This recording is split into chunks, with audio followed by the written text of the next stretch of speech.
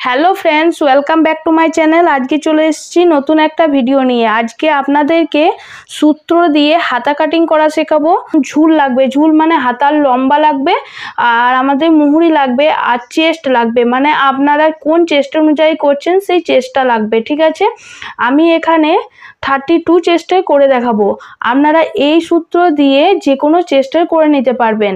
ঝুল যা থাকবে তার সাথে 1 ইঞ্চি অ্যাড করে নেবেন। তো আমার এখানে ঝুল আছে 12 ইঞ্চি, তার সঙ্গে 1 ইঞ্চি অ্যাড করলে হয় 13 ইঞ্চি। তো আমি এটা স্কেল দিয়ে দেখাচ্ছি, আপনারা ইঞ্চি টেপ দিয়ে 13 ইঞ্চি বা আপনাদের যত মেজারমেন্ট থাকবে সেই অনুযায়ী নিয়ে নেবেন। তো এখানে ঝুল আমার হয়ে গেল 13 ইঞ্চি। আমার এখানে ঝুল যেখানে শেষ হবে সেখানে লাইনটা একটু স্ট্রেট দাগ টেনে নেবেন। এভাবে একটা স্ট্রেট দাগ টেনে নেবেন। তারপরে কি করবেন, এই জায়গাতে 3 ইঞ্চি ডাউন করবেন। 3 ইঞ্চি নিচে দিকে ইঞ্চি টেপ দিয়ে 3 ইঞ্চি ডাউন করবেন। এখানে 3 ইঞ্চি যদি শর্ট হাতা করেন তাহলে 2 থেকে আড়াই ইঞ্চি, আর যদি একটু লং হাতা করেন 3 ইঞ্চি। মানে আপনাদের শর্ট যদি একদম শর্ট করতে চান তাহলে তখন 2.5 ইঞ্চি দিতে হবে, আর যদি লং করেন তাহলে 3 ইঞ্চিটা ঠিকঠাক হয়ে যাবে। ঠিক আছে, তো যেখানে 3 ইঞ্চি হবে সেই জায়গা থেকে একটা লাইন সোজা টেনে নেবেন। বোঝা গেল ব্যাপারটা। এবার কি করবেন, এখানে একটা শেপ দিতে হয়, হাতা কাটিংয়ের জন্য একটা শেপ লাগে, আপনারা সকলে জানেন। তো সেই শেপটা আমরা দেব। তো শেপটার একটা মাপ আছে। তো দেখুন এখানে আছে আমার 32 ইঞ্চি চেস্টে। তো আমি এখানে শেপটা দিয়ে এই চেস্টের অনুযায়ী আমাকে এই শেপটা মেপে নিতে হবে। তো আমি বলে দিচ্ছি চেস্টটা কি করে মাপবেন। এই চেস্টটাকে 4 দিয়ে ডিভাইড করবেন। চেস্ট আমার আছে 32কে 4 দিয়ে ডিভাইড করলে হয়ে যায় 8 ইঞ্চি। 8টাকে কি করবেন, আরও -1/2 করবেন। -1/2 করলে হয়ে যাবে 7.5 ইঞ্চি। তাহলে আমরা এখানে যে শেপটা দেবো সেই শেপটা আমাদের ইঞ্চি টেপে মেপে দেখতে হবে 7.5 ইঞ্চি কোথায় আসছে। ঠিক আছে, তো দেখুন আমি আলতো হাতে এই শেপটা দিয়ে দেখাচ্ছি কেমনভাবে শেপটা দেবেন। এইভাবে হালকা হালকা করে নামিয়ে এভাবে শেপটা দিয়ে দেবেন। বোঝা গেল? দেখুন আমি এখানে শেপটা কেমনভাবে দিয়েছি। আমার মতন সেম প্রসেসে আপনারা এই শেপটা দিয়ে নিতে পারবেন। ঠিক আছে, এবার কি করবেন, এই ইঞ্চি টেপ ধরে এই জায়গাটা মেপে নেবেন। আর কেমনভাবে মাপতে হয় আমি বলে দিচ্ছি একটু।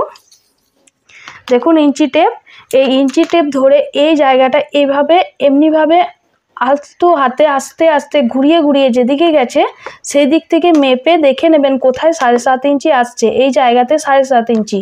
তারপরে কি করবেন, আরও 2 ইঞ্চি এক্সট্রা নিয়ে নেবেন। আরও 2 ইঞ্চি এক্সট্রা যদি আমাদের লুজ করতে হয় সেই জন্য। ঠিক আছে, এবার আমরা চলে আসবো মুহুরিতে। মুহুরি আছে আমার 10। মুহুরি যা থাকবে আপনাদের তাকে হাফ করে নেবেন। তাহলে এই হাফ করলে কত হয়, 5 ইঞ্চি। তাহলে আমাদের এখান থেকে এত দূরে মাপ নিয়ে নিতে হবে 5 ইঞ্চি। এভাবে ইঞ্চি টেপ ধরে 5 ইঞ্চি যেখানে হবে সেখানে দাগ করে নেবেন। তারপরে আরও 2 ইঞ্চি এক্সট্রা নিয়ে নেবেন। উপরে যে 2 ইঞ্চি নিয়েছেন তাহলে নিচেও 2 ইঞ্চি। উপরে যদি 1.5 ইঞ্চি হয় তা নিচেও 1.5 ইঞ্চি। আর যদি কোনো কামিজ বা ব্লাউজের মাপে করছেন, যে মাপেই করুন না কেন, ব্লাউজ হোক কামিজ হোক, সেটাতে যদি আপনারা 1.5 ইঞ্চি কাপড় রেখেছেন তাহলে এই হাতার এতেও এক্সট্রাটা 1.5 ইঞ্চি করবেন। আর যদি 2 ইঞ্চি রেখে থাকেন এক্সট্রা তাহলে 2 ইঞ্চি রাখবেন। ঠিক আছে, এবার এই দুটো লাইনকে মিলিয়ে নিতে হবে। এই দুটো লাইনকে মিলিয়ে নিলেই হয়ে গেল আমাদের হাতা। তারপরে কি করবেন, একটা তালপাট কাটিং করতে হয়। সবাই জানেন হাতা কাটিং করলে কি হয়, তালপাট কাটিং করতে হয়। তো সেটা আমাদের ফ্রন্ট সাইডে করতে হয়। আর এই হাতাটা আমাদের সবসময় জোড়া দিক থেকে, আপনার নিচের দিকটা জোড়া দিকটা রাখবেন, আর ওপর দিকটা কি করবেন, খোলা সাইড রাখবেন। ঠিক আছে, তো এখানে একটা তালপাট কাটিং করতে হয়। 1/2 ইঞ্চি বা 1.25 ইঞ্চি একটা লাইন টেনে নিতে হয় এমনিভাবে। তারপরে কি করতে, এই শেপটা থেকে এইভাবেই রাউন্ডটাকে আবার মিলিয়ে নিয়ে এইখানের সাথে মিলিয়ে নিতে হয়। তাহলে কি হয়ে যায়, এটা আমাদের হয়ে যায় ফ্রন্ট সাইড, এটা আমাদের হয়ে যাবে ফ্রন্টে। আমরা যখন ব্লাউজ বা কামিজে অ্যাটাচ করব তখন এটা হয়ে যাবে ফ্রন্টে, আর এই পার্টটা আমাদের হয়ে যাবে ব্যাকে। এটা ব্যাক পিঠে লাগানো যাবে। ঠিক আছে।